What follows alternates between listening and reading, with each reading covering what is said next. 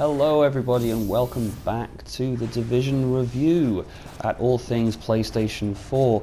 In this part of the review I'm taking a look at the overall presentation of the game.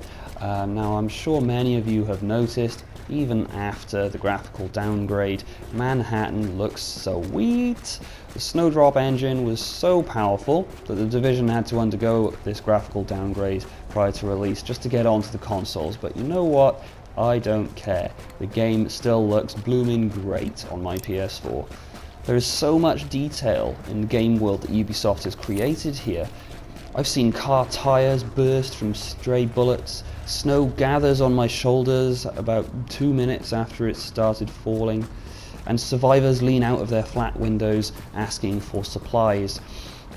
While your overall experience of the Division will suffer for playing alone, at least when you do play alone, it gives you a reason to pause and appreciate this fairly believable world that Ubisoft has painstakingly created for you here, and you can just get lost in it. As I said earlier on, just set no objective marker, go for a wander, and see what happens. See what you see what you can find. Manhattan can surprise you around any corner. The Division does loosely have a plot, even if perhaps it would still be a brilliant game without one. The elements of the plot will be found on and off throughout the main missions, where you will uncover tapes or evidences, all in the name of finding a cure and the origin of this green poison that has infected the city. Now, there's the occasional cutscene after the missions to help you along with a bit of exposure and a bit of context, but these cutscenes aren't really a big deal, given all the other things the game is offering. I dare say many players, to put it bluntly, won't give a toss about the story in this game, because it's not the story that the Division centers around, it's the gameplay, it's the teamwork, and it's all of the RPG elements. But there you go. The story, I would say, is actually it's pretty weak, it's pretty forgettable, it's quite underwhelming. But as with anything, it's nice to have a little something there, just to keep you tied into the world that you're playing in. While exploring Manhattan, you'll also find mobile phones, found footage tapes, and agent files. Next to the story, these actually help to add substance to Manhattan and the world in which you're playing, but they don't quite serve enough of this substance up. What I mean by this is, despite the intro to the game and all the talk of infection and how horrible and messed up everything now is, you never really witness any evidence of this infection, of all this contamination.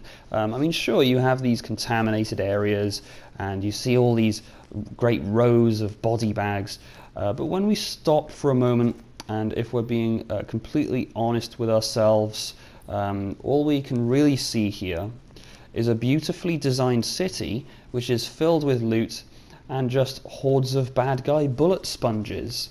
Where are the infected people?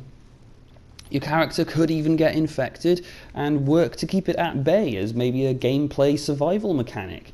Ubisoft seem to have forgotten to think outside the box in terms of variation here, in terms of the story and your character.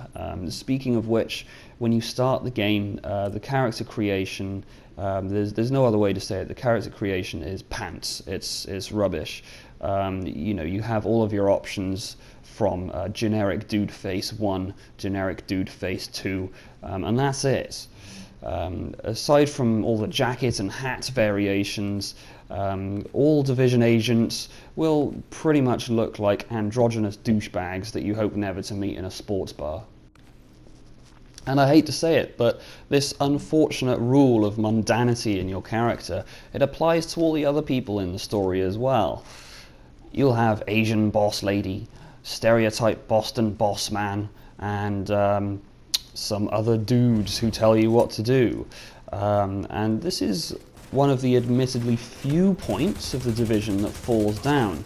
where most aspects of the game, like loot and RPG elements, brim with substance, the characters lose out as forgettable bodies, simply given a voice to tell you what to do and nothing else. I mean, a viral outbreak is something that would damage any survivor's psyche, but we see no emotional evidence from your character, or any of the other characters that you will come across.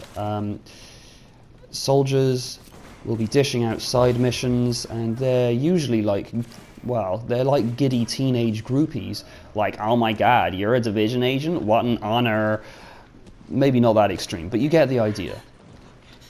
And the last part of the presentation segment of this game, I guess I'll take a quick look at the sound design. All the different guns sound brilliant, they all sound very punchy and believable, that's great. But the sound design does tend to suffer a little bit in this game. I don't quite know what's going on here. However, I was wandering down the streets, and then all of a sudden I experienced several times as well, half of the first word of a sentence, that's all I can guess it was, blurted out at pretty high volume, completely randomly. What the hell is this split-second phantom word belch? I don't know. Is it someone's chat in the DZ, which is kind of glitching into my game? Or is it a confused hangover from a previous cutscene? No idea. Total mystery to me. Perhaps they'll patch it out. There isn't really much of a soundtrack to speak of either, but when it does kick in, it's very rhythmic, plinky-plonky, like Mass Effect. And speaking of Mass Effect, your onboard computer, Isaac, he warns you of situational updates when a certain area is contaminated, if there's enemies detected, yada yada. Now, he's actually voiced by Brandon Keener, and this is the same fellow who plays Garrus. So that's pretty cool, I guess. I can get behind that. And after that, I guess this about wraps up my review for The Division. Ubisoft have created a game that will not be for everyone. I think a lot of people are going to be let down that it's just Manhattan that you get to explore as well. We haven't got the whole of New York, it's just Manhattan. And frankly, I think The Division could have done without the Tom Clancy name, as many people associate it with a very mature play style, with great tactics, story, and characters. You've probably gathered by now that The Division has none of that. That said, I have and still am having a lot of fun with it. It really depends on what kind of gamer you are, and do bear in mind that it's still fun playing alone, but you will get bored of it after a few hours. The real longevity of this game, the real deal, is in its co-op play. So I hope you've got lots of friends to connect up with there. And the co-op play will reward you all the more as well. You know, working together you'll get a much better quantity of things. Your loot drops will be much better. I've given this a 7 out of 10. I fell shy of an 8 for a couple of reasons. Ubisoft didn't really bring in much variation aside from the loot. It also feels like they dumbed down the game massively after what we were shown at E3 back in 2013. And lastly, the game is not without its bugs. So thanks a lot for watching, guys. If you agree, disagree with anything I've said, go right ahead, leave a comment below. And for now, this is Nick Banks at All Things PS4, signing off. See you next time, guys.